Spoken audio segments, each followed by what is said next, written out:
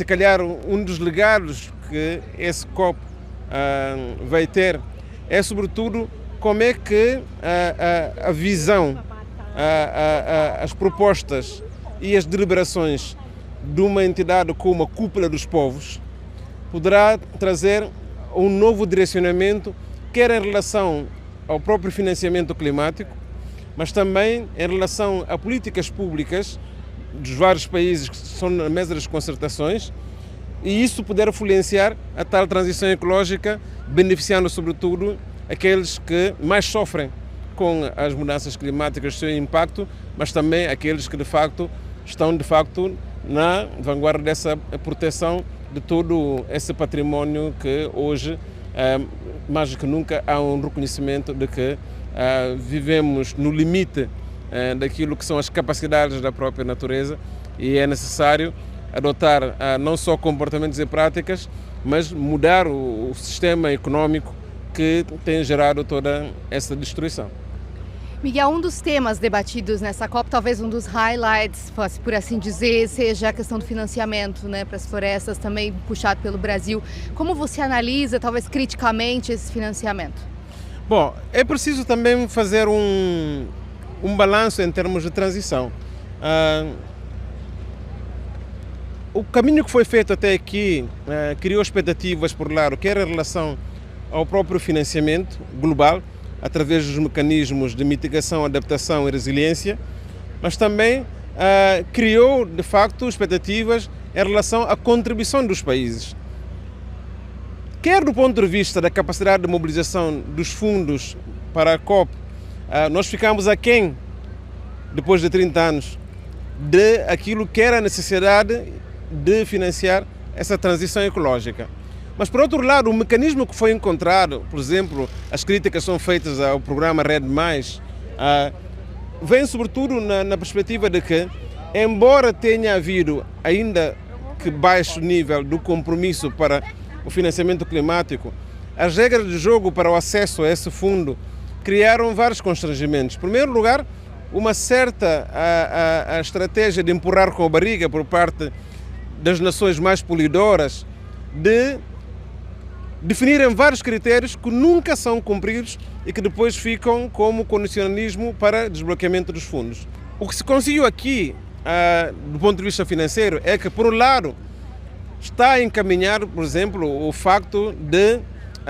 as contribuições vão aumentar, claramente. Mas, para mim, o mais relevante tem a ver com a questão de reconhecimento de que os países do sul global estão neste momento como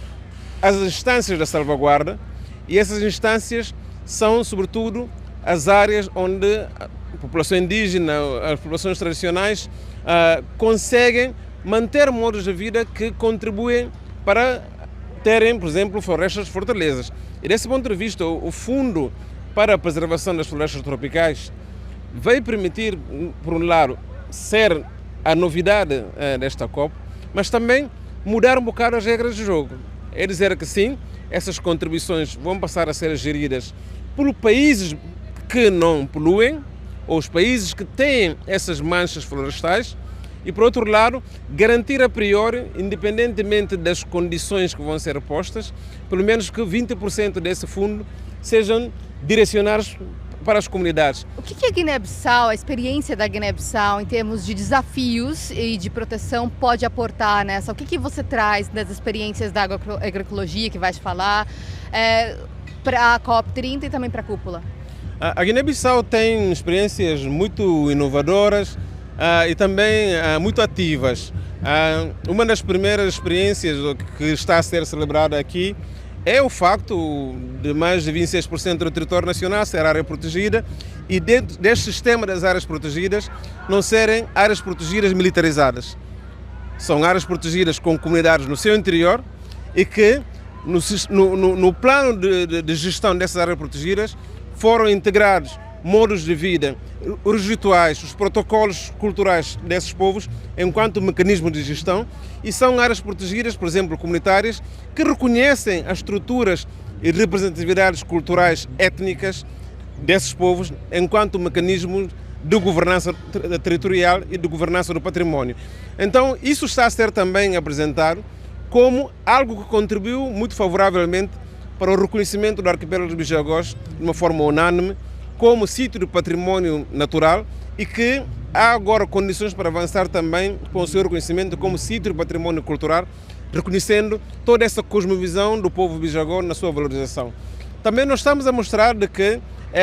a partir dessas experiências, os mecanismos, por exemplo, da compensação financeira, têm que tomar em conta dois aspectos fundamentais. Por um lado, garantir, por exemplo, que a produção agroecológica se centre na agricultura familiar e, dentro disto, tomar em conta também o papel das mulheres na produção de alimentos e aquilo que garante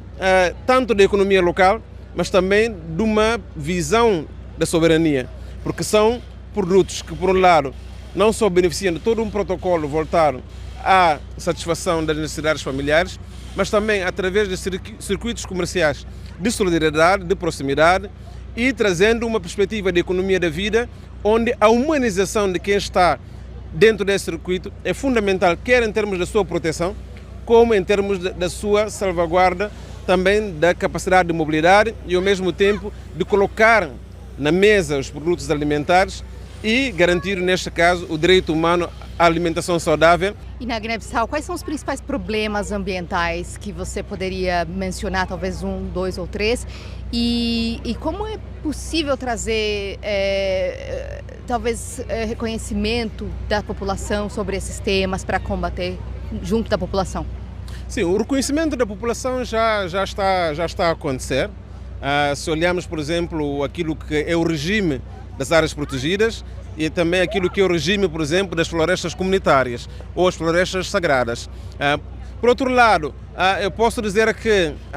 esse reconhecimento em termos de valorização da sua inscrição nas políticas públicas é algo também que possamos dizer que quer na estratégia de segurança alimentar e nutricional, quer, por exemplo, na estratégia de educação ambiental e para a cidadania, são elementos que nos dão alguma esperança em termos de melhoria. Agora, as ameaças que existem, essas ameaças são sobretudo geoestratégicas, né? E que acabam por impactar no próprio contexto local. Temos a questão, por exemplo, da exploração dos minérios, dos recursos naturais, com empresas que muito dificilmente conseguem cumprir tudo aquilo que está na lei do ambiente, como, por exemplo, fazer a avaliação prévia de impacto ambiental, sem pressão da comunidade. Isto porque os mecanismos também de chantagem dessas organizações ou que os seus países aportam são maiores, por exemplo, no acesso aos recursos financeiros através da cooperação ou através do investimento. Estamos a falar, por exemplo, também de atores que estão na exploração, por exemplo, dos recursos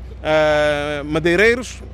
e que não cumprem aquilo que é lei da exploração da madeira e cujo Estado, na condição de fragilidade, acaba por fazer concessões. Nós estamos a falar de emissões de licenças, por exemplo, de pesca, que não contribuem para nem a proteção da nossa biomassa, nem da economia marinha e muito menos da economia do próprio país, para o produto interno bruto. Mas também nós estamos a falar, por exemplo, de tudo aquilo que hoje são elementos que acabam por pôr em causa todo um sistema de regulação e que, do meu ponto de vista, a Guiné-Bissau, sendo um Estado pequeno, com parcos recursos, sozinha não consegue enfrentar essas questões. Nós estamos a falar de atores como a China, como a França, como a União Europeia, como a Rússia, como a Turquia, e que é preciso ter todo um conjunto de estratégias, quer no plano regional, como a nível, por exemplo, da CEDEAO, como a nível da CPLP, como também em termos, por exemplo, ao nível da Panamazônica, em termos dos países que fazem parte de todo esse bioma em torno do Atlântico e que pudesse permitir, por um lado, ter uma estratégia mais robusta, não só de proteção, mas também de articulação para transferência de tecnologias e, ao mesmo tempo, para a criação de circuitos que favorecem, por exemplo, a economia limpa, não ilícita. E quando olhamos para isto, nós podemos dizer que a COP serve também para engajar outros atores. A COP serve também para encontrar exatamente articulações entre diferentes movimentos.